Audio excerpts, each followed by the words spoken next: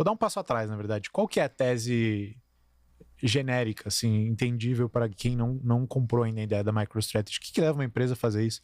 Por que ela fala, peraí, vou focar todos os meus esforços em acumular o máximo de Bitcoin possível agora? Bom, a premissa que está por trás da estratégia é que a única coisa que pode ser melhor do que o Bitcoin, isso nas palavras do Michael Saylor, são mais Bitcoins. Então, em um cenário onde o Bitcoin está desmonetizando outras classes de ativos inferiores como reserva, ele começa a tomar uma velocidade nessa monetização que é basicamente impossível de se competir como uma empresa pública, como um empreendedor do real estate, ou como um emissor de dívida, ou como qualquer outro tipo de empresa para esse fim. É impossível pegar o Bitcoin e você, como empresa pública, precisa ter alternativas para chamar o capital para si. E o Saylor se viu em 2020 com uma empresa que basicamente a ação estava morta, no entendimento dele, não tinha liquidez, ele estava com muito dinheiro em caixa e via a sua tesouraria sendo diluída pelas políticas monetárias derivadas da pandemia. Ele viu seus engenheiros indo para as Magnificent Seven, ele viu uma situação catastrófica e na impossibilidade de enxergar outros meios, ele viu no Bitcoin uma saída onde, num primeiro momento, ele poderia estancar a diluição da própria tesouraria. E assim ele converteu, em 2020, parte significativa dos 500 milhões de dólares que ele tinha em Bitcoin. Essa foi a fase 1. Em seguida, ele percebeu que a ação dele começou a se parecer com um proxy do Bitcoin. E muita gente que não poderia comprar o Bitcoin como ele comprou, começou a comprar a ação dele ao invés. E começou a haver um descolamento. Ele começou a valer mais do que os próprios Bitcoins em tesouro, porque ele oferecia um prêmio. Ele oferecia um veículo para o Bitcoin, o Bitcoin esse que estava inacessível para um grande grupo de investidores que não podiam comprar o Bitcoin diretamente. Ele aproveitou esse descolamento e fez uma espécie de engenharia financeira para começar a emitir as próprias ações que valiam mais do que os bitcoins em tesouro para comprar bitcoins e aumentar os bitcoins por ação. Travou isso como objetivo principal da companhia e, na medida em que a sua ação começou a ter a volatilidade do Bitcoin, que é muito alta para os padrões de mercado, ele começou a vender a própria volatilidade da própria ação. Como se vende volatilidade, como se faz dinheiro com isso? Você vende o que o Israel acabou de explicar.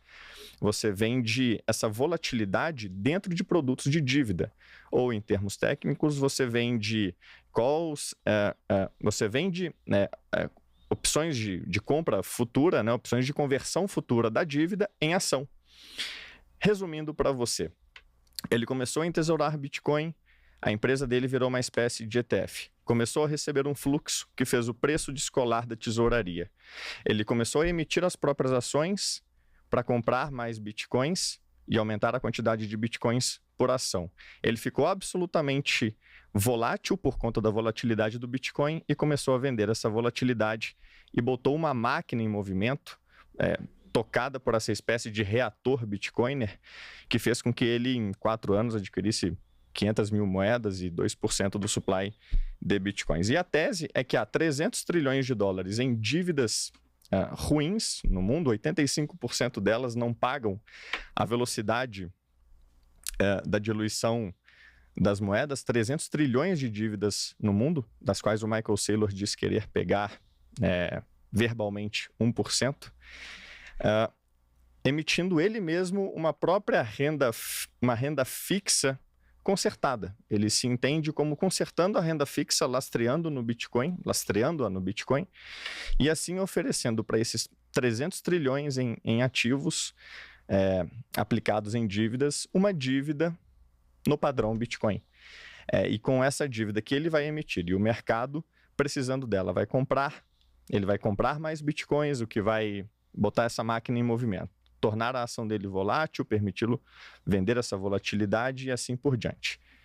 Então, de forma geral, há várias formas de recortar isso, mas é melhor que você vá fazendo as perguntas e a gente vai endereçando uma por uma. Eu sei que essa engenharia financeira não é um requisito para se entesourar Bitcoin. A Melius comprou com o dinheiro que tinha em caixa, mas foi um jeito dele escalar muito o movimento inicial dele. Tem mercado comprador para esse tipo de instrumento aqui no Brasil? Se um dia isso vier à mesa, se um dia a Melius começar a oferecer esse tipo de instrumento? Legal. Eu acho que potencialmente descobriremos isso, né, no momento que a gente consegue a aprovação, né, assumindo que a gente conseguiria a aprovação ali para fazer esse movimento. Mas o que eu costumo falar, né, é que nós vivemos em 2020 e 2021, enquanto companhia pública, um negócio curioso, né? O Melius fez o IPO faturando um pouco mais de 100 milhões de reais, empresa muito pequena para uma bolsa, né? Só que o mercado naquela época, com juros tão baixos, aceitou esse IPO, né? E comprou esse IPO. E o que a gente viu acontecer num período de 8 meses é que o Melius saiu de um valuation de 1 bilhão e chegou a bater 10 bilhões de reais. Na segunda... 8 meses. Na segunda metade de 2021, né, o nosso mercado à vista, né, de negociação, ele fazia por dia, em média, 250 milhões de reais de compra e venda do nosso papel. E lembrando, nessa época a gente faturava 200, talvez, milhões. Era uma empresa pequena, que estava com valuation muito elevado, num mercado que permitia esse tipo de valuations esticados.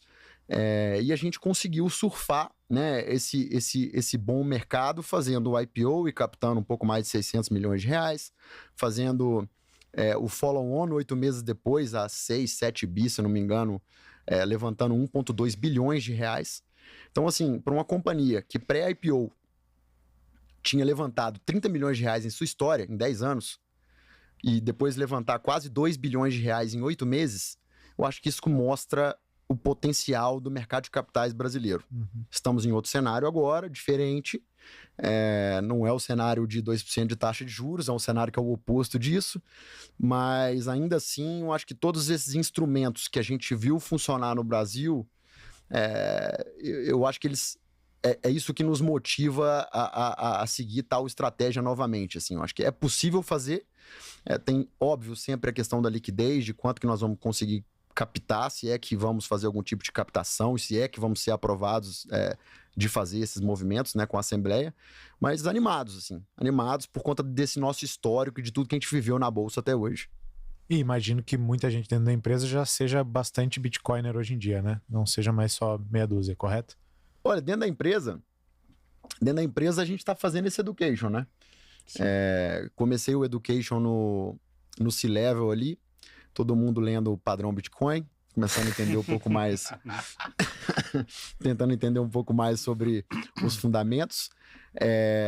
E com o restante do time, a gente tem algumas interações não muito profundas, e o motivo é que o time segue focado no que é a companhia. Sim. Que é o Melius, que é o aplicativo, que é a nossa extensão de navegador, que é as empresas que nós adquirimos. Esses negócios continuam tocados pelos seus CEOs, continuam ali gerando caixa para a companhia e nada muda. Então a gente nem quer, né, fazer esse education pesado para o time. A gente incentiva que eles corram atrás e aprendam, né? Porque nós sabemos que cada um vai pagar o preço que merece, né? Sim. Então a gente incentiva esse movimento, mas a gente não fica forçando esse movimento goela abaixo. Acho que em outras palavras. Assim como não se obriga funcionários a estudarem sobre como é que o dólar funciona só porque se tem dólar no caixa da empresa. Tipo. Exatamente.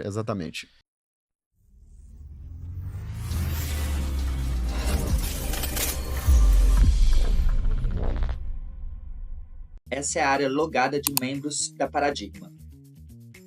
Aqui na página inicial, nós já temos os diversos artigos e relatórios que são lançados semanalmente na Paradigma. Ainda nessa página inicial, você também consegue encontrar o link para o nosso dashboard de airdrops, nosso dashboard de renda em DeFi.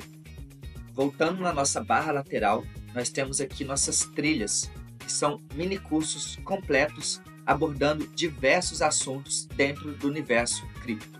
Então você pode rolar para o lado aqui para ver os vários minicursos que temos disponíveis, nossas várias trilhas de conhecimento.